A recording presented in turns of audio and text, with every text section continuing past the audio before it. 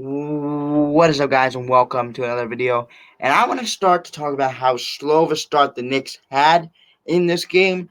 Um, it all started when Eric Gordon got hot. When Eric Gordon got at it, when he got hot, it was just it started with that, and that's not a good way to start, is it?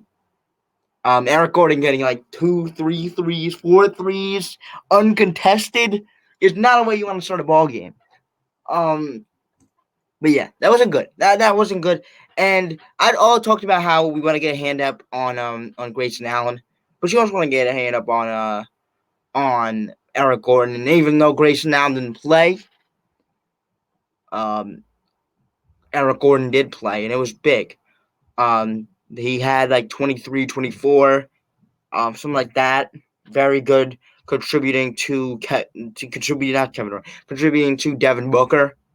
Um, and yeah, U.S. I know that this is like something that not a lot of people watch this game. Like, yes, it's such a small thing, but it's so big. Giving the ball to the other team just isn't good. The Knicks have had a problem with this in the last 2 games. You got to take care of the ball. You have to. And you can't give it to the other team. There's been like 2 Kate up in transition dunks that I don't want to see happening. Um, I don't want to see that. I want to see the Knicks show up on that. One of the things that we want to see showed up on. Um, rebounding in the first half. I don't know why I'm saying this, because it shouldn't be a problem. It should not be a problem for the Knicks, but it is. It's a big problem. It was a big problem. Of course. Now I'm saying it was a big problem this game.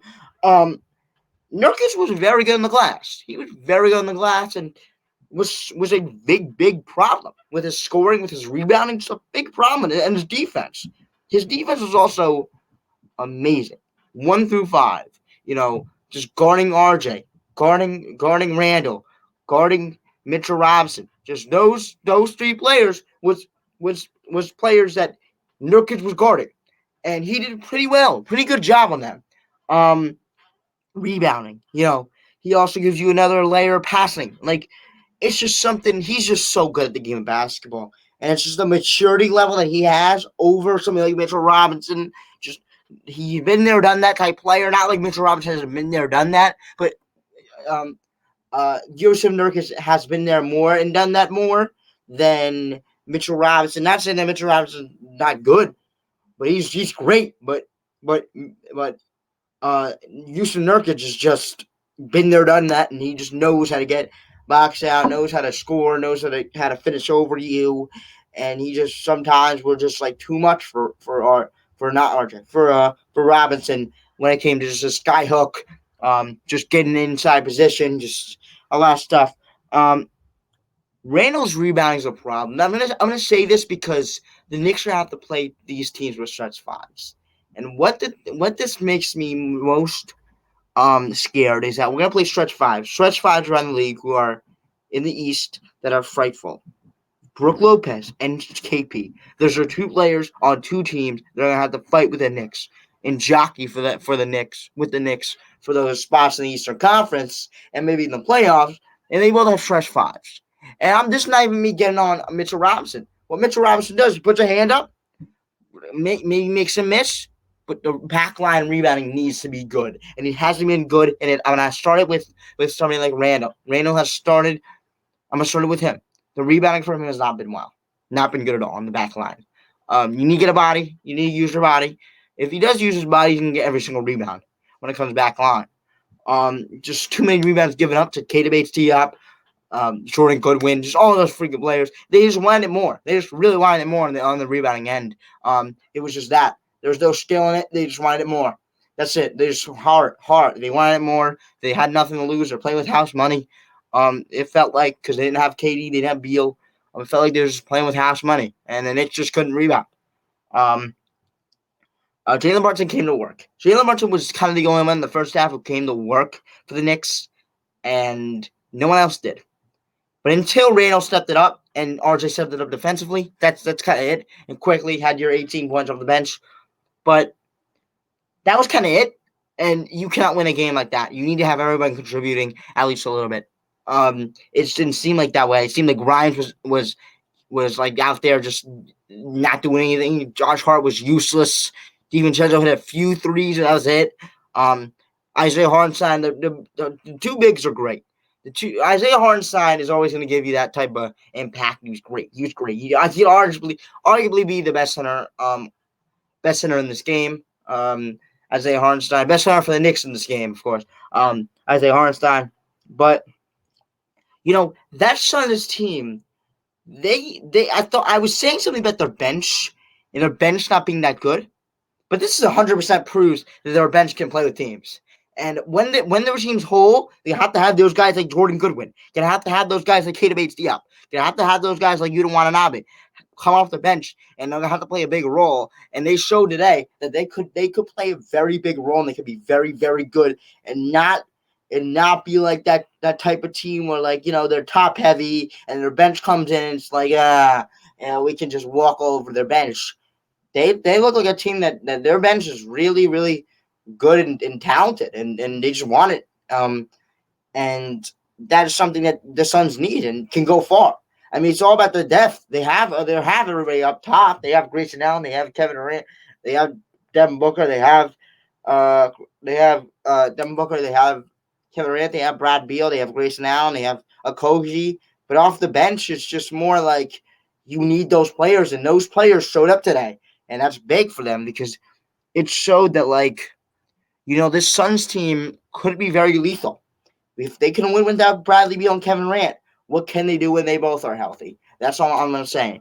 But Reno Rampage in the third quarter.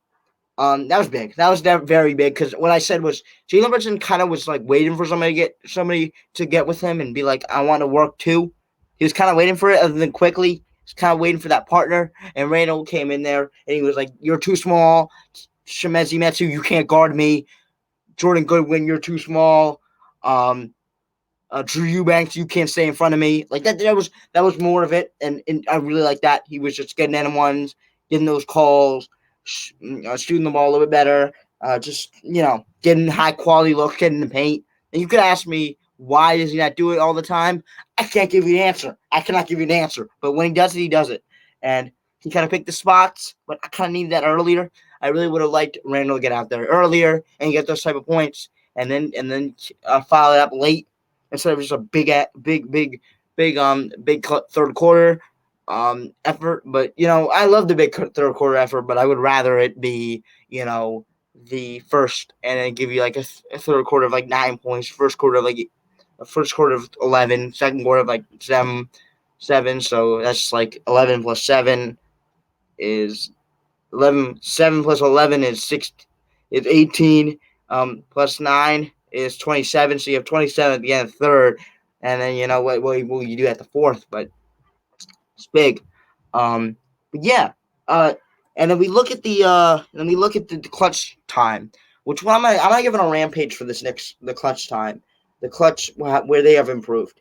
In the clutch they have improved very well. Let me actually get to telling you that the third quarter was improved, and I think the Knicks really talked about that. They were like, this third quarter thing is not going to happen ever again, and that's what they did. They played really well in the third quarter. Everybody kind of stepped up in the third. Yeah, but I'm going to talk about the clutch. What the Knicks have done in the clutch is that they have moved the ball very well. When in other years they have had they've given the ball to RJ, they've given the ball to Brunson, they've given the ball to Randall, and just said and just prayed that they're gonna put up a shot and it's gonna go in. But it's been more ball movement.